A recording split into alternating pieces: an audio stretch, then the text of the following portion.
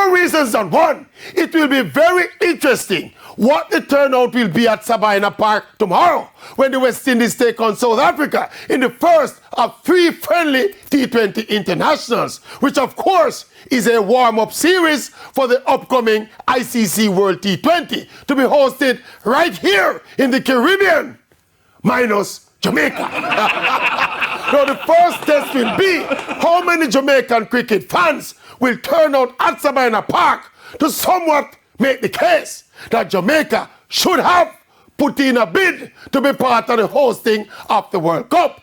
The next test will be in the immediate aftermath of the Jamaica Premier League playoffs that basically filled the cricket mecca with football fans. It's now over to the West Indies team with their big T20 stars heading into the World Cup, playing against another top team in South Africa. This will provide a good marker to see how the love and the passion and the support for football compare to the love, the passion and the support for West Indies cricket. Da da dee.